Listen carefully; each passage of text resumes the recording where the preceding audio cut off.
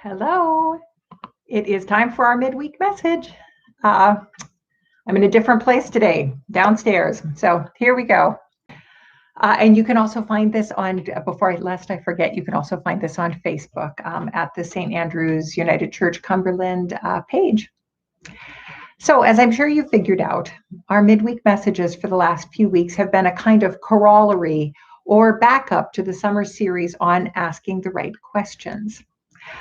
Asking a good question leads a person to reflect deeply, and the answers that come from a powerful question can open up new doors. They can even surprise the person as the responses they have rise to the surface. Sometimes you have unexpected inspiration.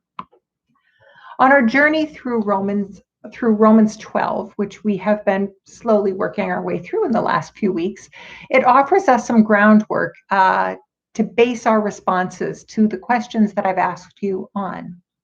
And honestly, Romans 12 offers us some really great foundational ethics to build our lives on. We are working on verses 9 through 16, and we're nearly done. By next week, we'll be all finished. So we're looking at what real love looks like and what it does in action. And so this week, we're looking at verses 14 and 15. And they are, bless those who persecute you. Bless and do not curse them. Rejoice with those who rejoice, and weep with those who weep.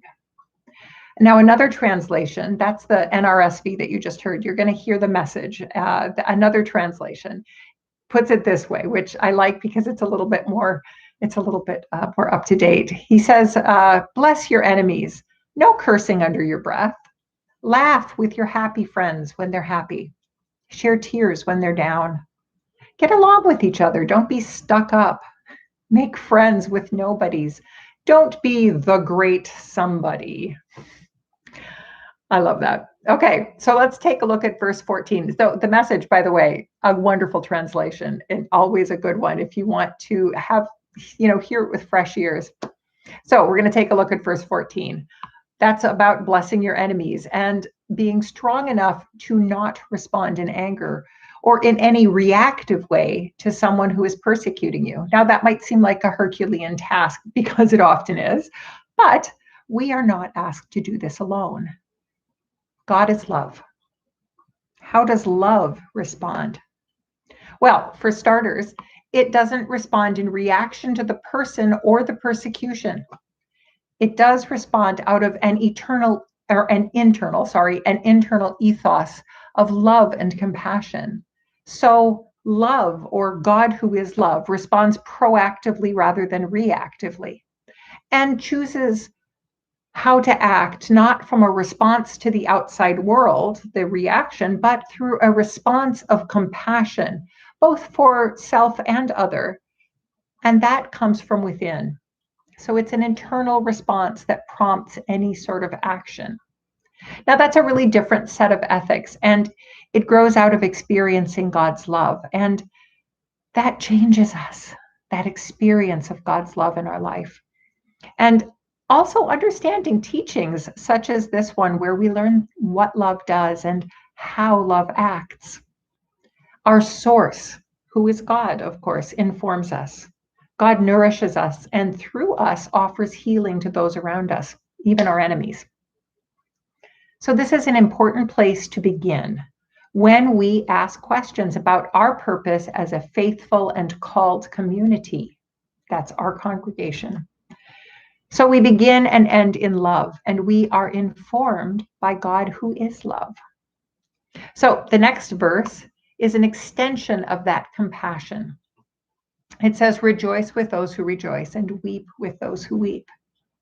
Now, I want you to notice it doesn't say rejoice with your friends who rejoice. It just says those who rejoice. And that has to remind us that God's love asks us to be God's hands and feet here and now.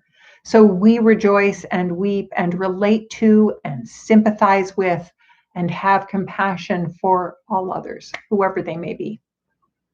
Now, that's not to say that we should be doormats. And it doesn't mean that we don't seek justice when someone has done something evil. Love does seek justice, and love seeks accountability.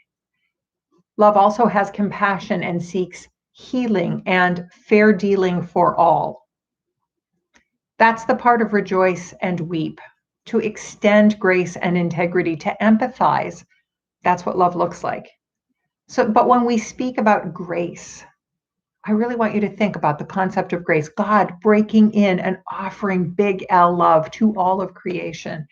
It doesn't surrender its proactive stance that we were talking about earlier, that stance of healing and compassion and justice that comes from within, that springs out of God as our source and our inspiration. Those internal motivators. Love does seek restoration and liberation and reconciliation. All the Asians. We're working for all those Asians.